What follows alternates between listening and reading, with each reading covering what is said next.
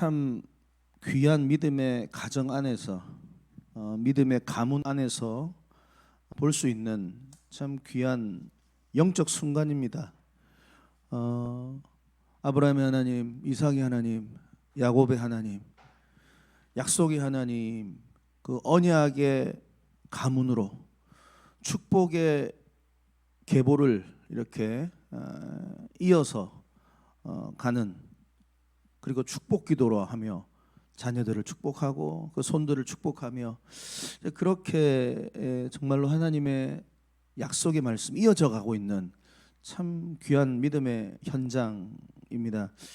저는 이런 믿음의 가정이, 축복의 가정이, 언약의 가정이 우리 모든 미라클 교회 가정이 되기를 주님의 이름 축복합니다. 그 요셉이 열정을 가졌어요. 므낫세와 에브라임. 그런데 이 아이들은 혈통으로는 정통 유대인이 아니죠. 정통 이스라엘 백성들이 아니죠. 누구를 통해서 낳은 아들들입니까? 애굽 여성을 통해서 낳은 아들입니다.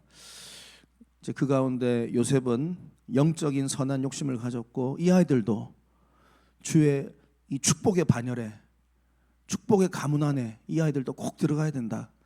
그 마음으로 아버지 요셉에게 요청을 했고, 아버지 요셉도 내 가문으로, 내 자식으로 받겠다, 이렇게 감사하게 오케이 했죠. 그리고 오늘은 이제 그 첫째 므낫세와 둘째 에브라임을 야곱에게 데리고 와서 기도를 받게 하는 장면인데, 아주 좀 묘한 장면이 연출이 됩니다. 8절에 보니까 누구냐, 왜냐하면 10절에 보면 이제 거의 뭐 죽음도 가까워졌지만 이제 시력도 거의 사라진 상태입니다.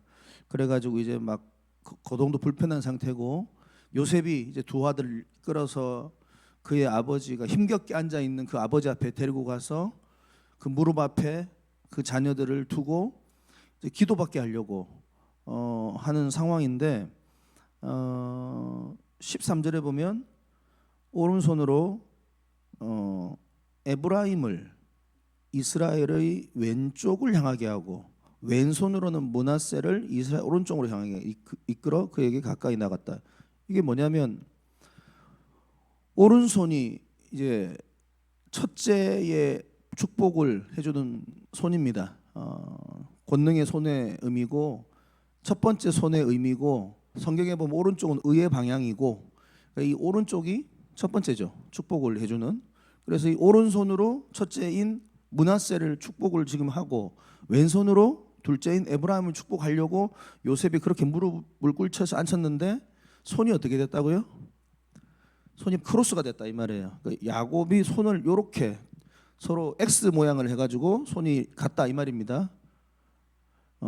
이렇게 대각선이 되면서 15절에 보니까 요셉을 위하여 축복하되 이러면서 쭉 축복의 기도를 하죠.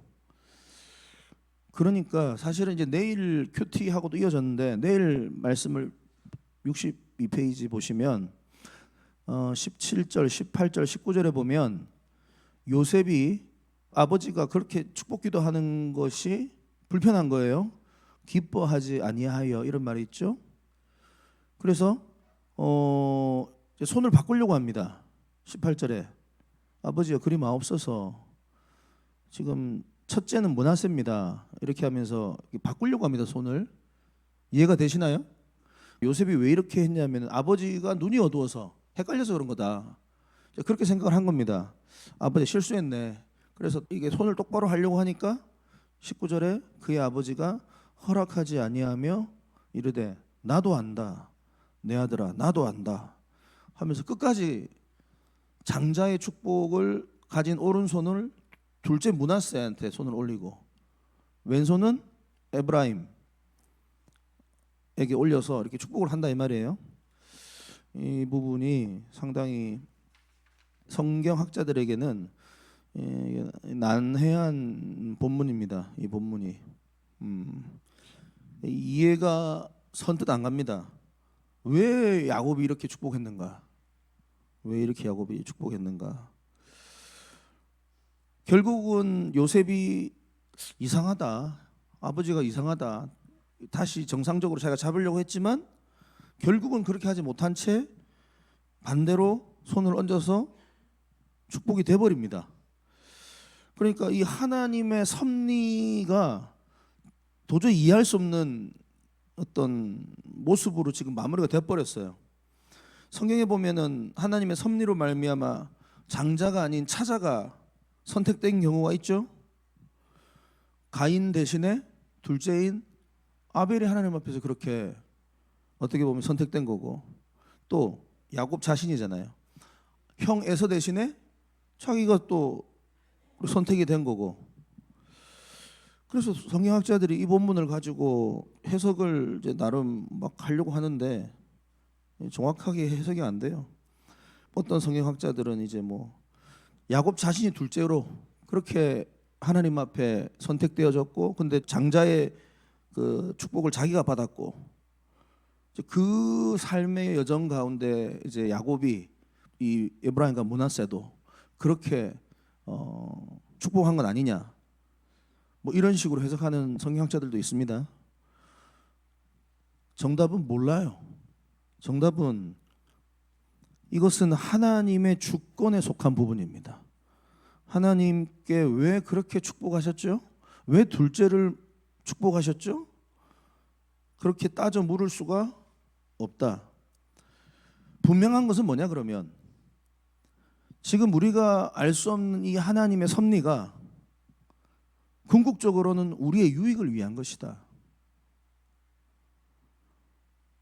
그 모든 과정을 하나님이 다 설명해 주지는 않지만 이해할 수 없는 이 상황이 지금 궁극적으로는 하나님의 자녀들을, 우리를 향한, 나를 향한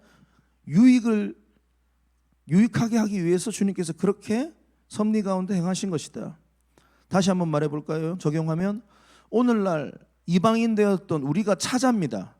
우리가 하나님께 어떻게 보면 첫째 이스라엘보다도 지금은 선택되어지고 구원받아졌고 우리가 하나님의 자녀가 되어서 빛의 사명을 감당하고 있는 것, 이것이 바로 주님의 섭리 아닙니까? 이런 관점에서 봤을 때 왜 이스라엘은 먼저 된 자인데 하나님 앞에서 저렇게 어떻게 보면 배제당하고 이제 이방인 우리가 이렇게 구원받고 주님의 자녀로 이 땅의 사명을 감당하고 있는가? 이것을 하나님의 주권적 섭리를 우리가 이해할 수 없어요. 그러나 궁극적으로는 우리를 유익하게 만드시고 복된 길로 우리를 인도하시는 하나님. 저도 목회자로서 이런 본문 설교할 때 사실은 좀 저도 답답합니다. 적용을 해보면 이런 부분을 적용할 수 있겠죠. 우리가 살아가면서 도저히 이해할 수 없는, 우리 생각과 이성으로는 이해할 수 없는 그런 상황에 놓여질 때에 그때 하나님께 원망이 나오고 불평이 나올 때가 분명히 있습니다. 왜 하나님께서 이런 상황을 허락하셨나? 왜 이런 상황을 우리 가운데에 나에게 허락하셨나? 제일 이해가 안 되는 부분들 그런 거 있지 않습니까? 청소년 때 왜 나를 이런 가정에 태어나게 하셨나?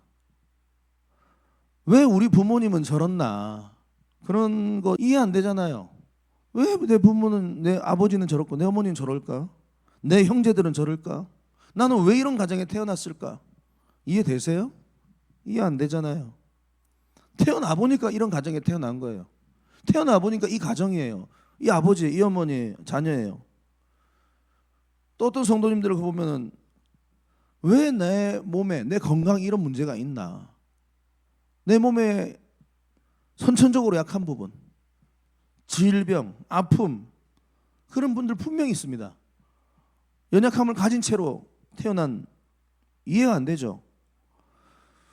또는 우리가 살아오면서 내가 이해할 수 없는 그 고난이 찾아왔을 때에 왜 나에게 이런 고난이 왔나? 왜 사랑하는 사람을 하나님 먼저 데려가셨나? 왜 나에게 이런 아픔을 주셨나? 이해가 됩니까? 또 자녀들을 바라볼 때도 마찬가지 아닙니까? 왜 우리 자녀들 왜 이런 연약함이 있는가? 왜 하나님 나에게 이런 자녀들을 허락하셨나? 이런 생각 들 때 얼마나 많아요, 우리가 부모로서. 그런데 그 질문에 우리 하나님께서 다 대답을 안 하시더라고요. 이해할 수 없는 그 상황을. 그래서 욥기 11장 7절에 이런 말씀이 있습니다.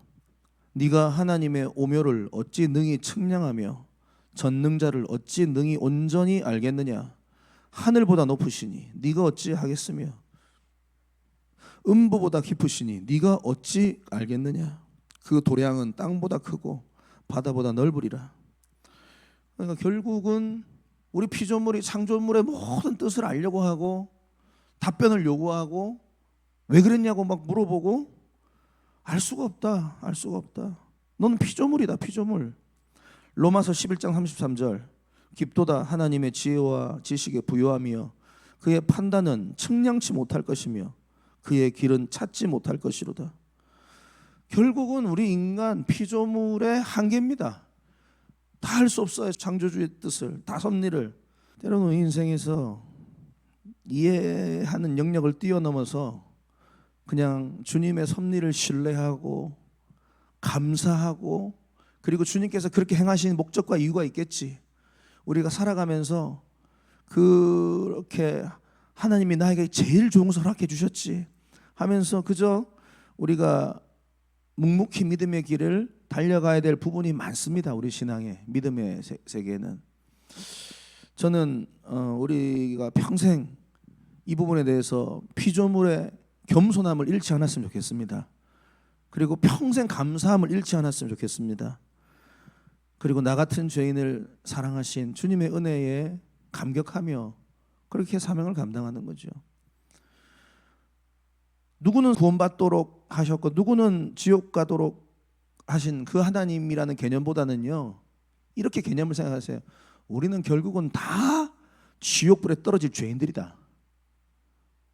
원래가 우리 존재가 다 그런 존재인데 예수 그리스도께서 사랑하셨고 구원의 문을 열어주셨고, 그리고 그 구원의 문이 뭐예요? 예수 그리스도를 주와 구세주로 믿는 자들은 광야에 든 저 노뱀이 걸려있는 십자가를 바라보는 자들은 구원을 준다라는 그 축복의 문이 열려서 그 부분에 대해서 믿음으로 반응한 그 사람들이 구원을 받고 주의 자녀가 되고 천국 백성이 된다.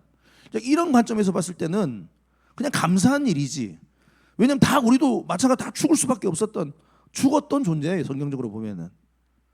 그래서 누구는 뭐 그렇고 누구는 그렇고 그런 개념이 사실은 아니었죠. 원래는 우리 다 끝나는 존재였죠. 사랑하는 성도 여러분, 결국은 이 말씀대로 축복을 받아요.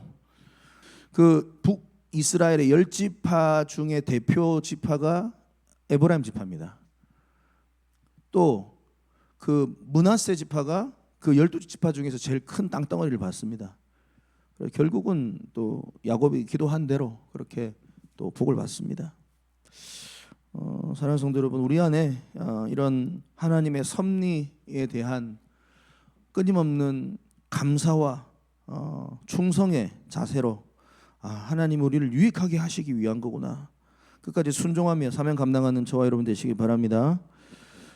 그리고 9절 보면은 요셉이 그의 아버지에게 이르되 이는 누구냐 이렇게 8절에 이스라엘이 물으니까 9절에 보니까 요셉이 뭐라고 대답합니까? 이는 하나님이 여기서 내게 주신 아들입니다. 보통 이렇게 대답을 안 할 수 있죠. 제가 애굽에 와가지고 결혼해가지고 낳은 아들입니다. 보통 이렇게 말할 수 있겠죠. 그런데 요셉은 지금 이 순간에도 무엇을 이야기하고 있습니까? 하나님을 이야기하고 있어요. 내 삶의 모든 선한 목자, 인도자 대신 하나님께서 나를 여기까지 인도해 오셨고 그 하나님께서 나에게 선물로 이 아이들을 내게 주셨습니다. 그러니까 요셉의 탁월한 영성을 우리는 여기서 또 발견할 수 있는 거예요. 언제나 그의 일상의 삶 속에서는 하나님의 주권을 인정하고 하나님의 은혜를 고백하고 그 주님을 향한 그 사랑의 고백이 있는 거예요. 신약시대 표현으로는 늘 요셉은 성령 충만했던 거죠. 주님께 붙어 있었던 거죠. 거룩 운동에 승리했죠. 이 고백에 지금 하나님께 대한 감사가 나오거든요. 저는 이 부분을 보면서 또 우리가 거룩 운동 가운데 감사를 고백하는 훈련이 성경적으로 맞다는 게 다시 여기 나오잖아요. 지금 하나님께서 나에게 선물을 주신 겁니다. 하나님이 나에게 은혜를 주신 겁니다. 지금 의도적으로라도 우리가 그래서 항상 감사를 훈련해야 될 이유가 여기 있는 줄 믿습니다. 성령 충만하기 위해서, 늘 주님께 붙어 있기 위해서 우리는 의도적으로 말씀과 기도는 뭐 당연하지만 이 감사를 놓치지 않는 주의 백성들이 되시기를 바랍니다. 마태복음 10장 32절, 누구든지 사람 앞에서 나를 시인하면 나도 하늘에 계신 내 아버지 앞에서 저를 시인할 것이다. 그러니까 요셉의 모든 생각, 요셉의 모든 삶의 가치관 속에서는 하나님이 한 번도 빠지지 않아요. 항상 하나님이에요. 오직 하나님, 그리고 그 주님께 감사. 우리에게도 이런 요셉의 영성과 감사가 늘 넘치기를 주님의 이름으로 축복합니다.